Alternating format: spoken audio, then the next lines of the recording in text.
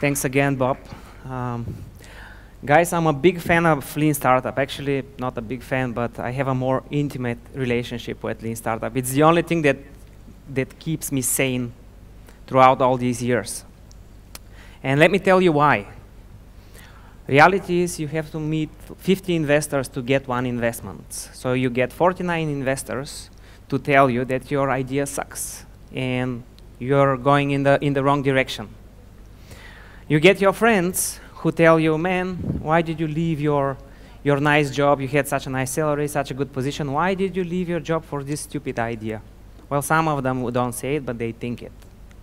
You have your family that's kind of supporting you, but I'm sure my mom and dad are like, oh, he shouldn't have left his job for this new game thing he's doing right now. So the only person or the only people who are on your side, the only people that will support you and kind of make you believe you're going in the right direction are your future customers. The people who tell you, yes, I have this pain point, and it really hurts, this problem, and the person who solves it will make a lot of money out of me. Then you know you're going in the right direction. And Lean Startup and customer discovery is the way to talk to these customers. Now, our next speaker today he's a Y Combinator alumni. How many of you guys have heard about Y Combinator? All right. Y Combinator is one of the most renowned accelerators in the world. Some call it the Harvard of the accelerators. Actually, I just filled up my application last night for Y Combinator, and I did not click submit because I knew I will meet our next speaker today and get some hints about how to make my application even better. So I'm really curious to hear what he's gonna say. Let's welcome on stage Devin Hunt.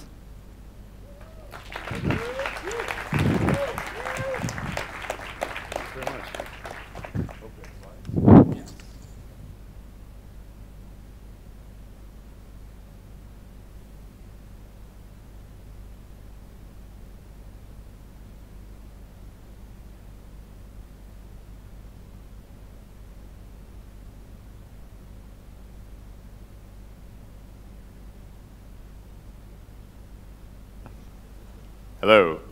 Fantastic. Great. We have a classic technology problem, the wrong fonts on the wrong computer, so I apologize if any of these slides are a bit illegible.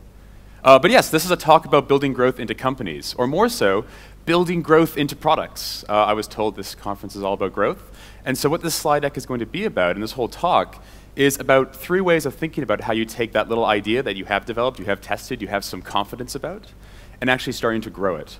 And these is very much the tale of things I wish I knew in my first company and things that we started implementing in my second company. And I think it's quite easy to guess which one did okay in the end versus the one that was flushed down the toilet with all that money. So my name's Devin Hunt. I'm part of a small collective of entrepreneurs called Centric. And what we do is we work with accelerators, founders, VCs, universities to help teach entrepreneurship and make that a skill for everyone. Whether that skill is to achieve a multi-billion-dollar public company, or that skill is to help you create a lifestyle that's what you want to do with your life, that's what it's for. That's me, and you can follow me on Twitter at HailPixel. So anyway, let's talk about growth. I want to pose a question to you guys. Where does traction come from? Where does growth come from? How do you take a product and start to make it something more, something that everyone is using, where your customer segment's activating on it? Well, there's a lot of knowledge out there. Some people say, like, you have to find your customers through industry blogs, comment on all of them. You have to be tweeting. You have to use social media to always engage your audiences. You have to hack online ads. The way you grow modern digital companies is by leveraging all that massive ad spend out there. Facebook ads, Twitter ads, Instagram ads, ad hacks. And the fact remains is, like, this is sort of true, but this strategy that is often sold to us as entrepreneurs of do more of everything, that isn't really a strategy. What that is well-intentioned flailing. This is people who are trying to help us get somewhere, but the thing is they don't understand your business, and they don't understand what you're trying to accomplish. and they don't understand how your product works. So what we need as a young company, as a group of people trying to launch something, to get it out there, to find that product market fit, is not so much this scattergun approach of shooting everything you can and trying to win. What we need is some strategy. So as Sean Carolyn says from Menlo Ventures, is startups don't starve, we drown. We do way too much. Often we're a team of 5 people, 3 people, sometimes we're a lone entrepreneur. And trying to do the roles of what some companies use 20 people to do is exceptionally difficult. So we don't want to waste our time. We want to take the more agile approach. We want to take the more lean approach. So what we need as entrepreneurs is clear goals and targets. We need a simple daily process. And we need a measurable result that we can use to grow the company. And the way that this is often explained is through a framework called the engines of growth. What the engines of growth are is they're originally described by Eric Ries from the Lean Startup. Wonderful man, wonderful framework. And so what I wanted to do is break down each one of those and show how they can be applied to a company, how they're used, and how they look when they succeed. So hopefully from this talk, what you'll get is a series of practicalities that you can take back and apply to your stuff today, rather than tomorrow or the next week, or wait until you reach a certain point. So there's 3 basic engines of growth. The first one is called paid, and it's simple. You basically buy users for less than what you make from them. The second is viral, and that is the fact that when a customer comes involved in your company, they perform something, they do something that brings more people into the fold, so that you gain customers not so much through your direct efforts, but from the efforts of your users using your services. And the final one is sticky. And the idea behind sticky is that when someone starts to use your service, your product, your web app, your online list, they never leave. They stay. So you don't have to worry so much about getting new people. It's more about keeping the people you have. So let's break these down one by one, because the nuances that make them work are sometimes a little bit obfuscated. So paid is great because it's expensive, and it's proven. Sorry, it's proven, but it's quite expensive. So it's sometimes not the best thing for many young companies. Viral's fantastic, but it's very slow to get started. So you have to build that timeline into your product. And finally, sticky is more based around both a product and a channel attack. And the cool thing about sticky, and we'll talk more about this later, is that it can be very fast and it can be very cheap if you approach it correctly. So let's talk about paid. There we go. Paid growth. Paid is really easy. As I mentioned before, the basic idea behind it is that you are going to make more money from a user than it costs to acquire them. And this is a very, very proven model of growth. So let me put a question to you.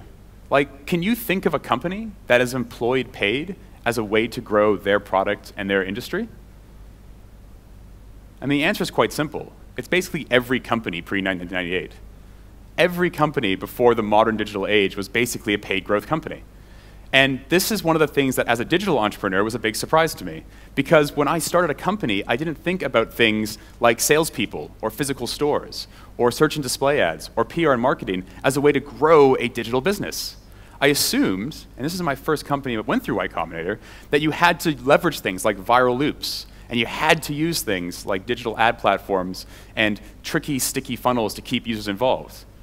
I didn't realize you could just hire a salesperson to help you find customers, to help you sell a product you know works.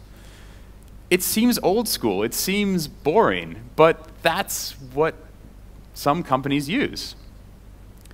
The basic idea behind paid, as I mentioned, is that the lifetime value, the amount of money you make off a customer or off a user on your platform, is going to be greater than the cost to acquire them. That's all you care about when you're focusing on paid growth. My second company, Lyst, this is how we got our first few users. This is also how we still get a lot of our most valuable users. We use ads, we use marketing, we use blog posts, we use paid content to attract people to our platform to use it. It's very simple. And the beautiful thing about paid marketing is it's very easy to measure. It's not about a lot of complicated funnels. It's simply about, am I spending less than I'm making off my users? And that's something you can measure on a daily basis, a weekly basis, a cohort basis, however you want to approach it. GROUPON is probably one of the most misunderstood examples of a company that was very successful about 3 years ago and now is kind of on the rocks. But often people look at GROUPON as a virally built company. They used mailing lists. They use friends sharing deals with other friends to grow.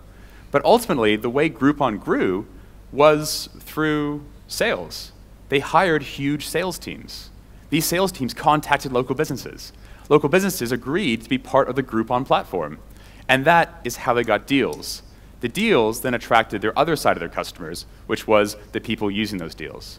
But without that very large sales team, where they're paying 50, 60 grand in salaries per year per person, they couldn't have grown to the scale they are. And this brings me to the first sort of interesting thing about paid. It's one of the most dangerous engines of growth. Does anyone know what the #1 killer of startups is? The #1 killer is premature scale. What premature scale is when you are spending more money than you can earn as a company. And this is very easy to do for many startups that start to grow. You're raising venture capital. You just took on $6 million in funding. That $6 million is supposed to last you for 3 years.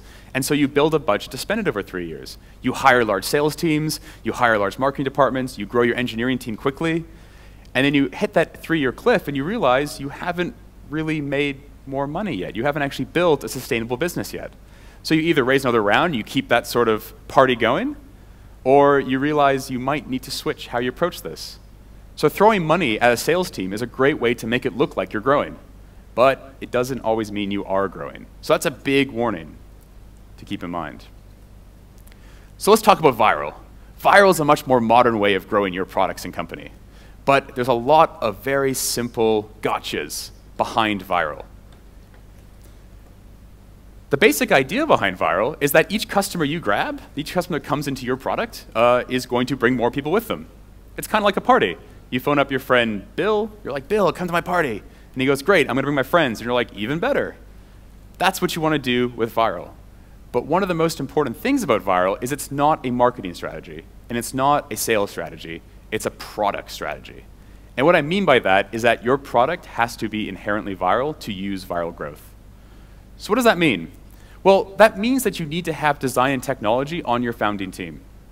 The people who are going to be building the product need to understand you're trying to create a viral product. And in the early stages, that's you.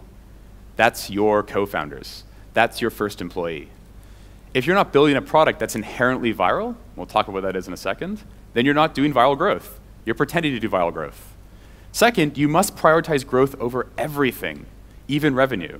This is kind of counterintuitive, especially when you look at traditional business models. When you build a viral product, what you're looking for is breadth and scale across your customer segment, not the perfect user. In viral growth, you're looking to capture a market, and then you monetize that market. This is very much like the .com era thinking, but applied much more focused. The third is this viral loop has to be core to your product. This means that when you build a product, you're looking at how you bring more customers into a fold as a natural result of using that product. And that means metrics are king.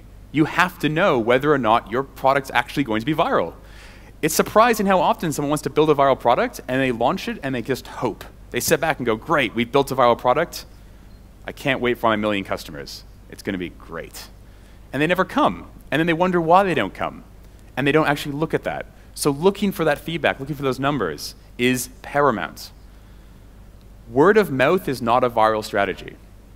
Word of mouth is a nice after effect. It's a side effect of a good viral product. You cannot depend on word of mouth to be a way to grow your company. Why? Because it's not measurable. If you can't measure it, you can't use it as proof that you're viral. So whether or not you build an amazing game, and it turns out that a lot of your users came from the fact that someone was playing your game in public, it's like, wow, this is fun. You should play this. That's great. That's like that's a bonus. That's like you won a little extra money on a scratch lottery ticket, but it's not the big win. The big win comes when you understand why it's viral. And this comes to one of the most important points that for me was a hard-learned lesson, is that social sharing is not a viral strategy. Having people tweet something, having people put something on Facebook just because it's interesting doesn't make it a viral product. That is, once again, a nice side effect. If they do it, then great, bonus. You got a couple more customers from that. You got a couple more users. Hooray. But if it isn't inherently viral, then it's not working. You can't measure that very effectively. This comes back to what makes a viral product good. Nobody cares as much about what you built as you do. What I mean by this is that just because you've built a beautiful app, or you've built an amazing service, or you've built something that you think is the most bespoke, pristine object, you're the person who's going to care about that the most. Your customers do not care how beautiful it is. So to make them share stuff, to make them get more people in the fold, the act of getting value out of your product, the act of actually using it, has to bring more people into the fold, has to bring more people to your product. So how do you do this? Tupperware is one of the best examples of a pre-internet viral company. Like, Tupperware is an amazing case study as a business, because this is a company that launched in the 50s and 60s in the US. They were selling plastic containers, which at the time, like plastic containers that you could use in home application was kind of a new thing. You're like, oh, plastic containers, neat. But plastic containers in their own right aren't viral, obviously. You can't like share it through the phone to somebody. It's like, it's a container. So how is this a viral product? Well, the interesting thing about Tupperware is that they didn't really view the plastic container as the core product. Does anyone know how Tupperware grew so quickly?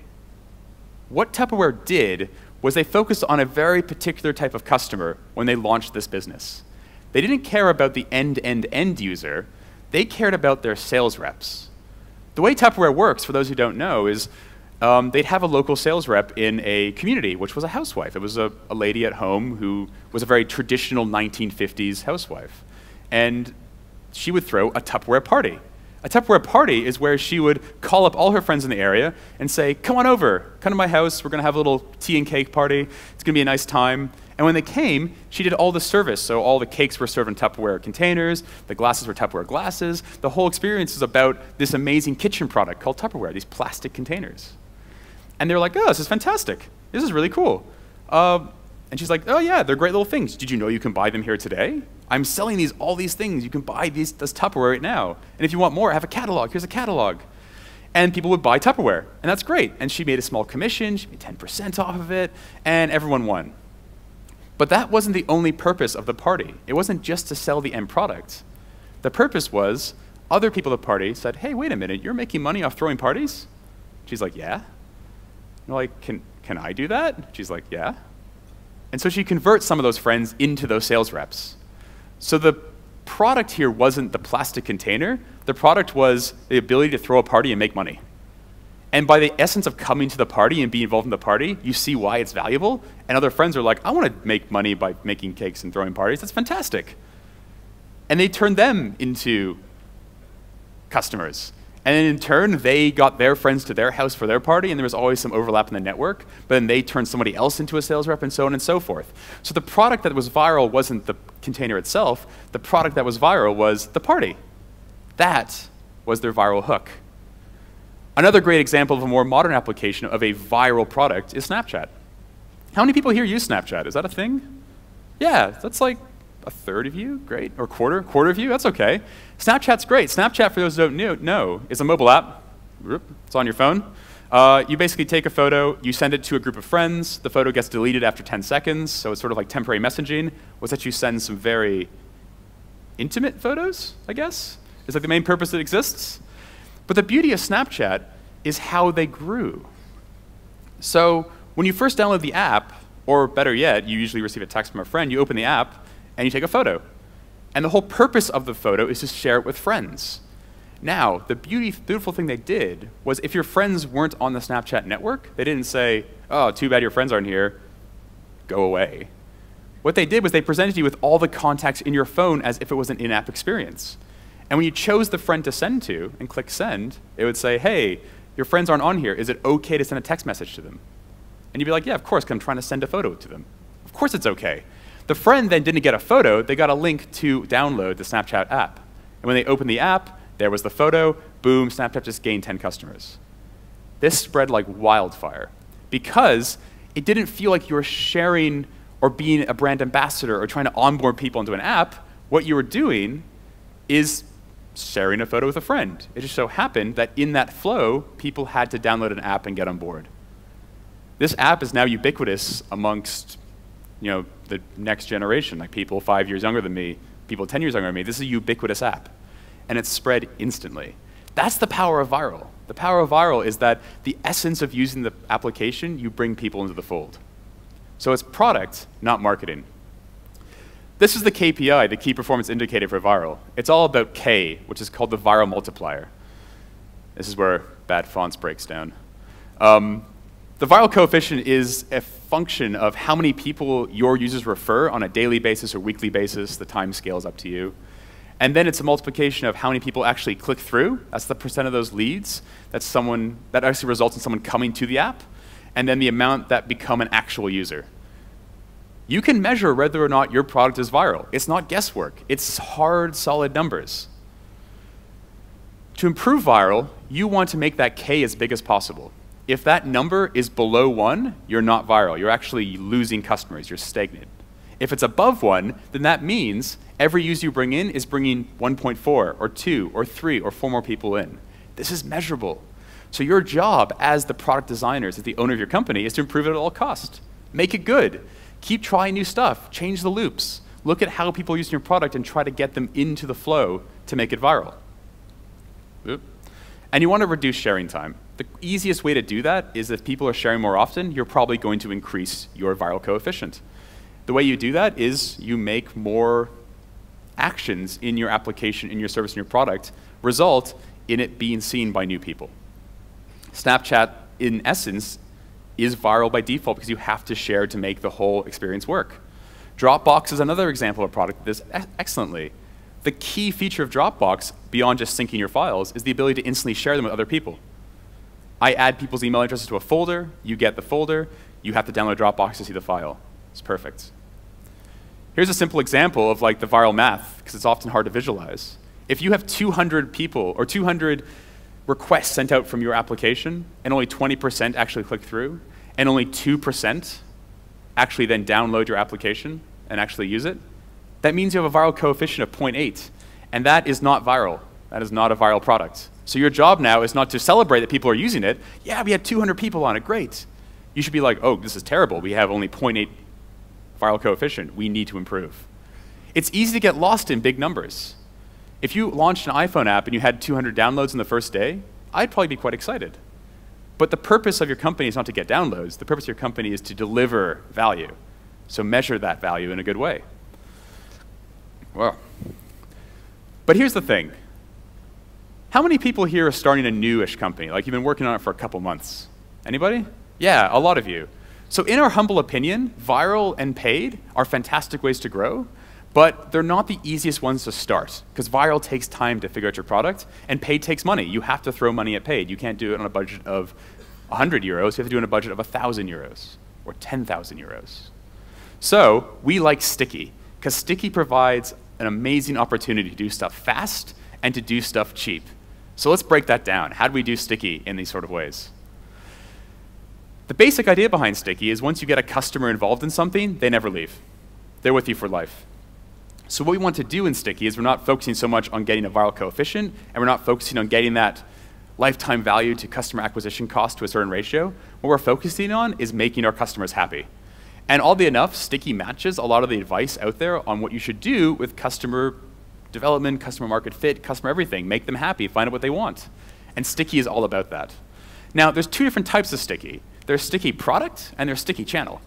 And we're going to talk about the differences of each of them and when you use both.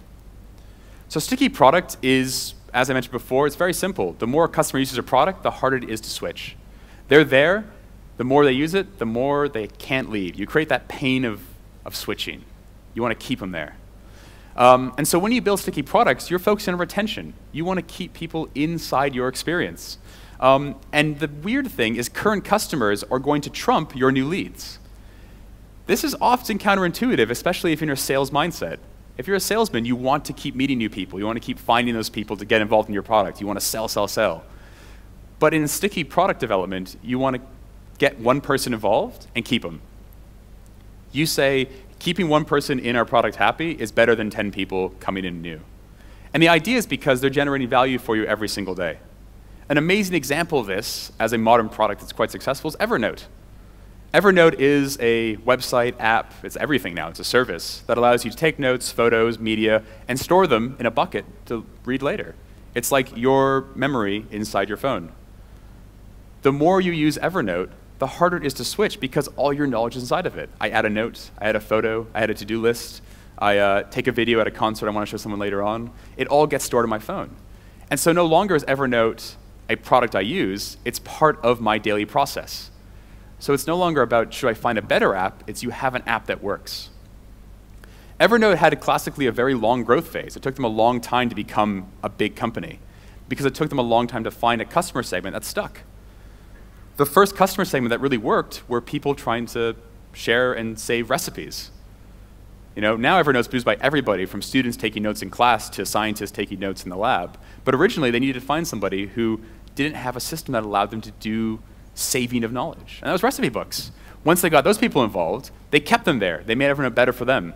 And over time, that allowed it to be better for people who wanted to save to-do lists and people who wanted to save notes, and it grew.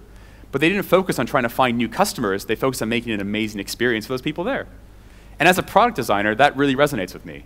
Like, I want to make my product amazing. Sticky product is all about that. But what about channel? Because sticky product, much like viral, is a long process. It takes time to make something that works. So sticky channel is about making a channel or a marketing funnel that makes people want to stay. So this is a quote from a guy named Jason Cohen. He runs the blog A Smarter Bear. And he was basically criticized when he launched a recent book about sort of cheating. He was like, absolutely true. It's completely unfair advantage. And that's why so many people harp on folks to start things like blogs and mailing lists. When you want to do things like sell a book or start a new company, you need to have a running start. What he's talking about is the fact that when he launched his new book, he basically pinged his mailing list of 50,000 people and said, hey guys, I launched a new book. Do you want it? And it turns out they all wanted it. So overnight, he sold 50,000 copies. Like, that's awesome. That's fantastic. And a lot of people who are starting out from scratch are a little bit annoyed. They're like, I've only, you got it easy. You got 50,000 subscribers. And Jason was like, yeah, of course I do. It's awesome to have that ability. It's a superpower. So what our pitch to you is often when you're developing new companies and products, you don't need to so much worry on how you're going to make your product sticky, but you can worry about how you make your channel sticky. So you have an audience to sell to when you have a product that's ready to be sold. So while you're behind the scenes doing your cust dev and value proposition design and trying to figure out how you want to make something wonderful, on the front of the company, you're building up an audience who's ready when that product's there. So sticky channel's simple. The idea is traffic shows up, you give away a free gift and create value, you then exchange a larger gift permission to contact, that's like get their email address or their business card or their phone number to their VP of sales. You then stay in touch and you over-deliver value. You finally convert that subscriber base to paid customers to a core product, and then you grow the company, you retain, upsell, and go on. Sticky channel is these 3 steps. Creating a community or an experience or an event where people are happy to be contacted and are actually hungry for more information. So this is stuff like things that educate people. People love being educated. Or it could be something that informs them of something new. It could be something that amuses them. Like, it could just be funny and delight.